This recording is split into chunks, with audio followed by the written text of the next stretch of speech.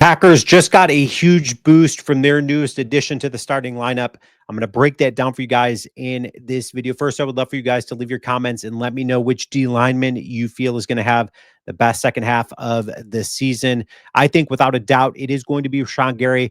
Why am I saying that given the slow start he's had to the season so far? Well, because of the guy that is on your screen right there, Bretton Cox Jr., I think is just that good. The guy brings an edge that I think is capable of drawing a double team. And I think the beneficiary of that, without a doubt, is going to be Rashawn Gary. We saw a little bit of a glimpse of that this last weekend against Chicago, where Rashawn Gary led the team with 5 pressures.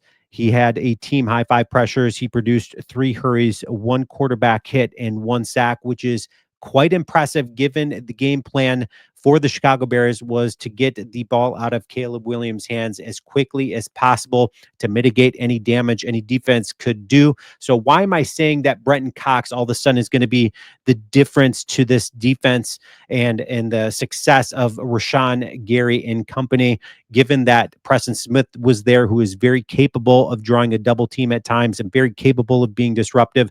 Well, this dude is getting older, and I think he needed a change of scenery, and you're seeing a little bit of that. He's had a successful game against for the Pittsburgh Steelers, and I think it was just good for all parties involved. It was good for him. It was great for the Packers because they got younger.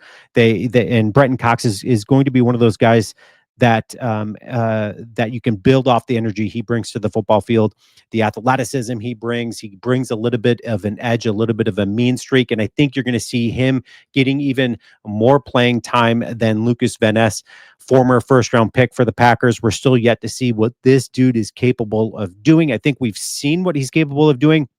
I'm not sure it's going to get any better than what we've seen out there, but I think Bretton Cox is going to be one of those guys to step in there and kind of steal playing time away from Kingsley Enagbare, who I think is super good, and he's going to absolutely get some playing time. Aaron Mosby, one of those guys as well, who's super good, but I think Cox is going to be the front runner for just playing time and what he's able to bring to the deal. I think we forget sometimes just how good this dude is.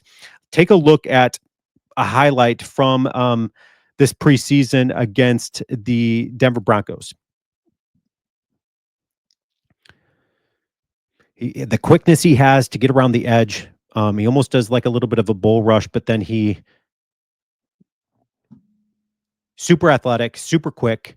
I absolutely love what this dude is capable of doing, and I think you're going to see that for the rest of the season. So what did he do this last weekend for the Packers?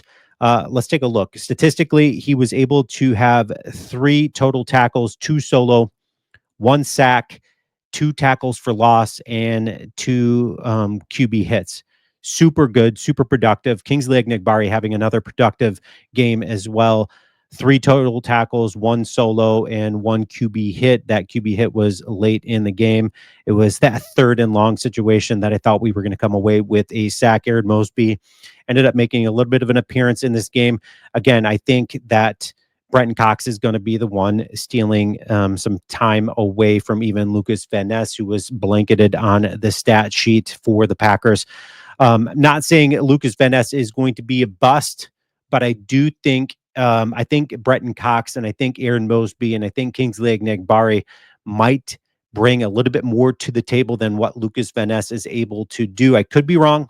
Leave your comments, and as always, go Pack Go.